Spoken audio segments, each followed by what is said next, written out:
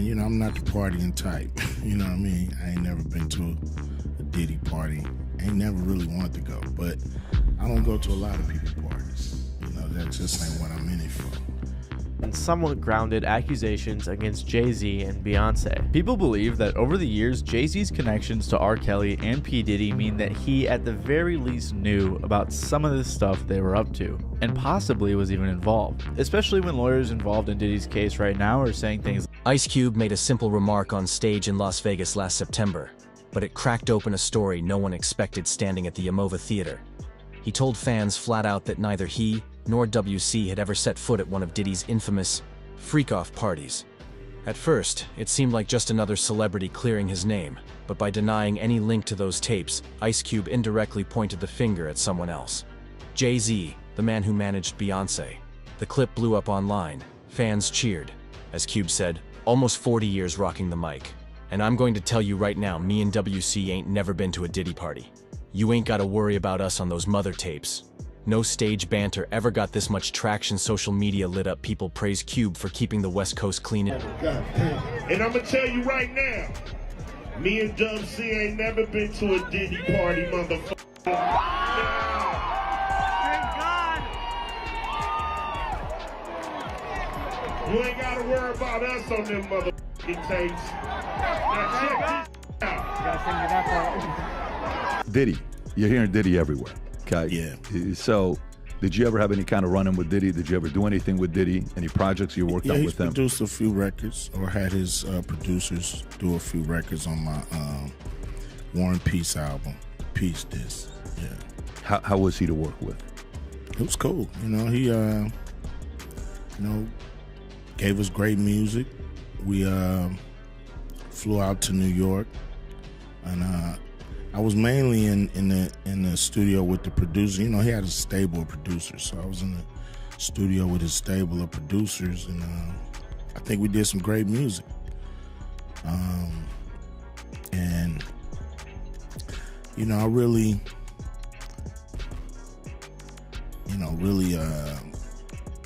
kind of lost contact with him and really stopped dealing with Puffy around 94. That ghostwriting stuff, right? No, I don't. I think that's messed up the game. Yeah. Especially you got. So let's go back to artists bragging on the plaques and shit they got, and they didn't even write. He bragging on a record by committee. Oh shit! It's just real. Like that's why the game is twisted. Imagine you found out Jay-Z never wrote his. Like you would look at him so different. You look at everybody different when you find out they don't write this shit. Yeah, in hip hop, it's like you're an MC or you're a vocalist. But the real shocker came when viewers realized what he didn't say. If he never showed up, someone else had to. That someone else was Jay-Z. And by drawing that line, Ice Cube set off a deeper investigation into who actually booked and controlled guests at Diddy's gatherings. Prosecutors now say those all-white parties were more than just crazy social gatherings of the elite. They allege elaborate sex performances, coercion, secret recordings, and ultimately trafficking. Those tapes, they claim, weren't just party souvenirs, they were tools for blackmail and power. Negative stuff around Jay-Z right now, which is clearly damaging to him. Yeah, and I think there's like a famous quote from someone who was acquitted, and he said, all right, where do I go to get my reputation back? Right. I mean, social media was a light. Beyonce's next, Jay-Z's next, all the people in the inner circle is next. Yeah, and the problem is there are just so many pictures of the two of them partying together, and he clearly was at a lot of Diddy parties. Photos from P. Diddy's notorious white parties over the years are starting to resurface. Here's one in the year 2000 with his then girlfriend, Jennifer Lopez. And the Daily Mail just dropped an article that includes a video of P. Diddy on a balcony talking to his guests. He says, quote, "Kids have an hour left, then this thing turns into something that when you get older, this is something y'all gonna want to come to. So let's just start to get our groove on, put the kids away, it's all good." He started throwing these parties back in 1998, and the last official party took place in Los Angeles in 2009. They were attended by a ton of A-listers, including Leonardo DiCaprio, Mariah Carey, Tommy Lee, and the Daily Mail included other photos as well that are probably too inappropriate for TikTok, so I'm not including them in this video. One of the biggest shocks in this case is a lawsuit filed by former dancer Adria Sherry, English in court papers. She describes how Combs hired her for legitimate gigs in 2004. Nothing more than a few $100 to dance by her third party. She says things turned ugly. I am wildly shook at this. You're gonna want to hear this. One of Diddy's accusers, Adria English, alleged to Lionel B on YouTube that one of the people she was trafficked to at the hands of Diddy was someone very high profile and even royalty. What do you guys think? Who were some of those major celebrities that Diddy actually trafficked you to? Jacob the jeweler. Hey, Jacob. The others are from European countries and of a royalty. Very royal. Very royal. Like princes, that type of thing? Definitely a prince. Whoa. The opposite of being smooth. If you have smooth arms as opposed to... Actually, when I got there, it was just about dancing. That's all he talked to me about, dancing. He took us all in a room. He's in a room in the mansion. You can see it. We in a room. It's like a bedroom. He was like, get ready, get dressed. And, you know, at the end of the night, I'm gonna make sure I take care of you guys and everything like that. And I was like, cool. I'm from Cali. I'm happy. Looking around, it's all these New York artists, people I grew up on, Diddy. And I'm hyped up. I'm like a groupie in there. I'm not knowingly looking at me like somebody because I came from doing porn. I'm a stripper. I'm in my 20s. I'm 46 now. I was 20 something. I'm not knowing they looking at me like a certain thing until now. Mary J. Blige, her original husband that, you know, ended up, you know, breaking up with her. I got Paris Hilton. I got Diana Ross. I got Evan Ross. Everybody. Jacob the jeweler, Diddy. I mean, everybody. I'm just taking pictures. What were they doing in these pictures? Like, what kind in of these pictures, it was regular pictures. Okay. Just at the party, you know, we doing it, you know, just regular party pictures. Now, Diddy had 3 different stages set up in his mansion. So it's a stage right here, but in his house, not a big stage, but just elevated. He wanted us to be, it's 3 of us. So he had Tamiko right here, me right here, me right here. Our job was to dance for 45 minutes, and then it was literally our job to get off the stage and go drink. When we drink, I felt fucked up. You know, I felt so fucked up because I was paid as a stripper at Larry. I know what it takes to be drunk. I felt way more fucked up. I ain't gonna say nothing about it, you know? We were instructed to only drink from certain liquor bottles. Girls don't drink the guy champagne, girls don't drink the boy champagne. And all the champagne was laced with ketamine, like horse tranquilizer, ecstasy. That's not allegedly. We were all doped up. And to this day, I believe we all, and I know I do, have a chemical imbalance. Like whenever I drink anything, it could be 1 glass of wine, all of a sudden I'm a stripper, I'm a P-star, like my mind, I just black out and I'm that. I'm She Diddy. You know, Orlando Brown running around like I'm Puff. He's not really acting like it to everybody else. Everybody looking like he want attention, like he wilding, like, but it's something about when he you that he stood over you, like infusing himself into you while you laid there unconscious, and it's like it became a part of you. Because after a certain amount, they started calling me She Diddy. She was only 11 years old when she was kidnapped and drugged with jelly beans and flown on a private jet to New York. In that picture, and with the girl on Diddy's lap with the D&G sweater, that's her. She's 11 years old in that picture. They put those clothes on her. They did her makeup. A key exhibit in English's case is a Miami booking invoice from July 2004.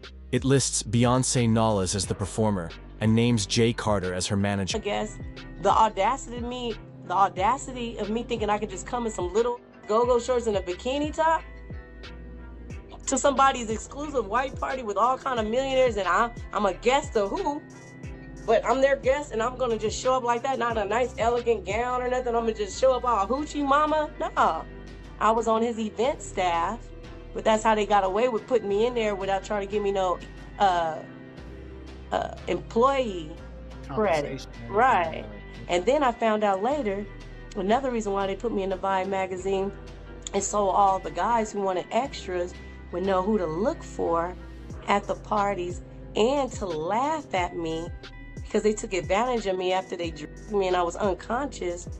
The Fed said, well, allegedly, I'm not gonna say, someone said that when they did the raid, I'm on them tapes and there's multiple A-list celebrities running a train on me, including He became more involved in Beyonce's career. An insider told Celebuzz that Beyonce's dad was pushed to the side. The insider added, "There's no bigger controller than Jay. Beyonce is great, but she'd be a little lower on the totem pole if it weren't for hooking up with Jay." The insider said Beyonce went from being under the control of her dad to being under the control of her husband. And as much as she wanted to make her own decisions, there was always a man around pulling her strings. Beyonce severed ties with her dad and fired him as her manager in 2011 amid accusations of theft. She now has her own management company called Parkwood Entertainment. Beyonce said she had been through it all in terms of betrayals and heartbreaks. She wrote, "I have had disappointments in business partnerships as well as personal ones, and they all left me feeling neglected, lost, and vulnerable." In another essay, she wrote how coming from a lineage of broken male-female relationships, abuse of power and mistrust affected her. Many people hoped Beyonce would break free from the generational curse that appeared to be wreaking havoc in her life. But instead, she and Jay welcomed twins in 2017. And if you watched our Jessica Biel and Justin Timberlake video, then you've already heard the term Band-Aid baby, which is a term that's used to describe a child that's conceived in order to help a couple's failing relationship. Were the twins Band-Aid babies? It gets more concrete. We dug up a paparazzi shot from South Beach in the summer of 2003. In that photo, Jay-Z sits at a VIP table with Diddy, Russell Simmons, Andre Harrell, and others. He's dressed in a dark suit, leaning in, eyes trained on the action. A lesser-known snap from August 2004 shows Beyonce near the stage at the same venue. Eyes locked on security. No one denies she was there. The invoice confirms it, and the booking confirms that Jay-Z in his role as her manager signed off on it. And it's different than when it was 2016. You know, the game has been elevated. As we can tell, there's no expense being spared. We had a black billionaire. Wait, so hold on. Why is there chatter about Jay-Z being in the same club as Diddy? Allegedly, it's because of his interest in young girls. So rumor has it that Jay-Z exploits young women in the industry, young enough to be his own daughter. Now, if you've been following Jay-Z closely, you'll know that he's far from the wholesome family man he portrays himself to be. So Jay-Z has been under scrutiny for quite some time. Do you guys remember when he was romantically involved with Foxy Brown? Yeah, she was just 15 years old and he was 27. That raised more than a few eyebrows. But wait, there's more. Jay-Z maintains close friendships with Diddy, Russell Simmons, and R. Kelly, each of whom has faced allegations related to the relationships with underage girls. Now, with fresh evidence coming to light, it won't be long before Jay-Z has to address these shady connections to Diddy. You want to know why there is no vindication for me? Because for 4 years, I've been screaming, not just Diddy, but Diddy and Jay-Z are monsters. And the victim-making machine kept going on. Jay-Z has been notable by his silence since these charges were brought against Diddy. Why do you think that is? Because that's what he does. He starts little fires everywhere, forces everyone involved to go and carry water while he sneaks away without a response. That changes now, Sean. You must respond. You have no choice. Harvey Weinstein, Jeffrey Epstein, Robert Kelly, Sean Combs have one person in common professionally. This is my boss, my old boss, and my good friend Andre Harrell. This is Russell Simmons. You know, this is like, you know, it came under his wing, trying to follow in his footsteps for years. They taught me so much. I feel everybody needs somebody to teach them, but you also got to be humble enough and willing to learn. His learned behavior from the people that mentored him. He learned from Andre Harrell. He learned from Russell Simmons. He learned from Clyde Davis. So when Ice Cube says he never bothered to show up, he's highlighting how seriously Jay-Z took these parties. He managed Beyoncé's spot on the guest list. He controlled where she stood, who she saw, and who saw her. That's the real twist in this saga. The power couple we know for chart-topping hits and billion-dollar tours also held roles behind the scenes at the most secretive parties in hip-hop interview. Think about it. Beyoncé was 18 when she first rose to fame with Destiny's Child. Jay-Z was already a seasoned mogul in his early 30s. He'd built Rockefeller Records, signed acts and made deals. She was just finding her footing. Some fans always wondered how she catapulted so fast now. This invoice shines a new light. Her manager was making sure she got seats at Diddy's exclusive events. It wasn't just networking, it was gatekeeping. You know, they was doing their thing, I was doing mine. And, you know, I'm not the partying type. You know what I mean? I ain't never been to a Diddy party. I ain't never really wanted to go. But I don't go to a lot of people parties. You know, that just ain't what I'm in it for. You know, you've been to one, you've been to them all. Are you surprised at what things are coming out with Diddy at all, or you're like, you have no idea? It's none of my business. You'll live long. Kind of like the mindset. I mean, surprised. How could you be surprised with anything that happens in hip hop? You know, hip hop is the Wild West. So you're gonna have the good, you're gonna have the bad, you're gonna have the ugly. You think he's being targeted, or some of the stuff he's got, you know, there's credibility on what they're coming after him with the tapes and the feds and raiding his Miami home, his LA home? Parents think about her dating someone 12 years older than her? Despite Jay leaving the streets behind and making positive changes to be a better person, it appeared that Beyoncé's dad, Matthew, could see right through him. Because, as they say, game recognized game. During a November 2006 interview with NPR, Matthew was asked, "Tell us what you really thought about Jay-Z as the guy for your daughter." Matthew's answer was, "What went through my mind was next question." Did you get that? Next. The London Mirror also quoted Matthew as saying he didn't care for Jay at all. He added, "No, I'm not close to him. He is not somebody I like to spend time with." What's going on? Losing hundreds of thousands, millions of followers every day. And she still hasn't said anything. Just pretending like life is great in Paris. Is it her place to say so? I mean, probably not, considering she's gonna be indicted for anything she would say. These are criminals. Diddy is a drug dealer, and so is Jay-Z. And for Beyoncé, those parties carried a darker side. Several lawsuits claimed that private rooms were set up for sex acts. They alleged Combs told guests the bedrooms were off limits if they wanted to stay quiet. Now imagine you're 18 or 19 navigating fame in a male-dominated industry. Your husband doubles as your manager. He negotiates your bookings, he arranges your security. And one of those events involves coerced sex performances. What would you do? Meeting each other in the year 2000, Jay-Z and Beyoncé began dating in 2001. When Beyoncé was 19 and Jay-Z was 31, which was already a little strange right off the bat. Regardless, both of them were already fairly successful as artists. Jay-Z had multiple successful albums out, had hit the Billboard charts a few times, and had also worked with artists like Mariah Carey, Biggie, and Kanye. He also created his record label Rockefeller Records. Around the same time, Beyoncé was coming up with Destiny's Child, and they also had their fair share of chart-topping hits. And despite the crazy amount of success that they already had, as I'm sure most of you guys know, they went on to become some of the biggest artists ever. With Jay-Z becoming a huge music mogul aside from his personal success as an artist, I mean, Jay-Z's been called the greatest rapper of all time by multiple publications, and Beyoncé has been named one of the greatest vocalists and entertainers of all time as well. So these two were destined to become a power couple, and that's exactly what they became. The two have collaborated on multiple songs over the years, which helped both of their careers. Jay-Z has released iconic albums like The Blueprint and 444. Some of their imagery in their music videos has also garnered some attention. For example, in the music video for Jay-Z's song On to the Next One, there's imagery like crucifixes and skulls that resemble Baphomet, which many people think is referencing the Illuminati or Jay-Z selling his soul to the devil. And Beyoncé has also been suspected of this stuff for similar reasons. Some people believe that playing her song Single Ladies backwards reveals a bunch of meanings like the world will bow to me, people's tears will fall. I mean, some of the comments on this video just go to show how many crazy things people were thinking. And I'm going to interject my opinion opinion here real quick. When you play a song backwards and someone tells you what to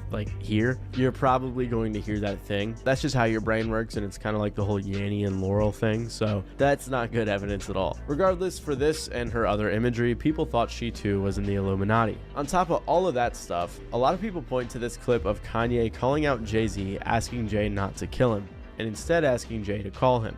I've been sent here to give y'all my truth, even at the risk of my own life, even at the risk of my own success, my own career. I've been sent here to give y'all the truth. Jay-Z called me, bro. You still ain't called me. Jay-Z called me. Hey, bro, Jay-Z, I know you got killers. Please don't send them at my head. People have been making much more serious and somewhat grounded accusations against Jay-Z and Beyonce. People believe that over the years, Jay-Z's connections to R. Kelly and P. Diddy mean that he at the very least knew about some of the stuff they were up to, and possibly was even involved. Especially when lawyers involved in Diddy's case right now are saying things like this. The day will come when we will name names other than Sean Combs, and there's a lot of names.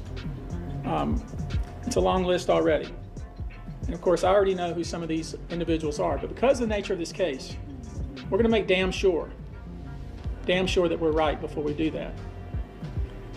But the names that we're going to name, assuming that our investigators confirm and corroborate what we've been told, are names that will shock you. That lawyer even went on to say that there would be some eyebrow-raising names, which is why people think Jay-Z is involved. Diddy and Jay-Z have been friends since the 90s, when they were both going up in the music industry. They even collaborated on a track in 1990. Some might say Beyonce had to trust Jay-Z's choices. Others argue that Jay-Z crossed a line by managing more than her career.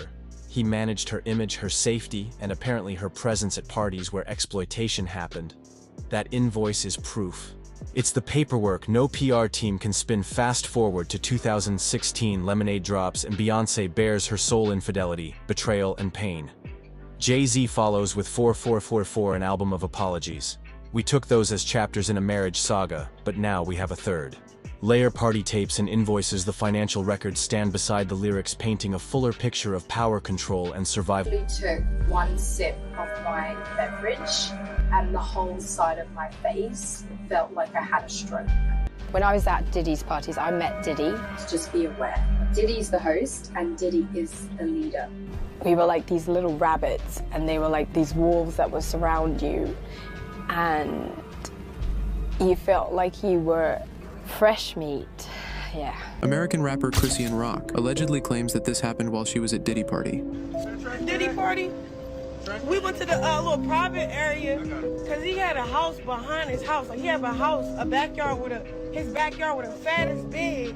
Me and Lemmy go upstairs. They tell him that he can't bring his security. He went in with no security, so it's just me and Lemmy. We go up in there.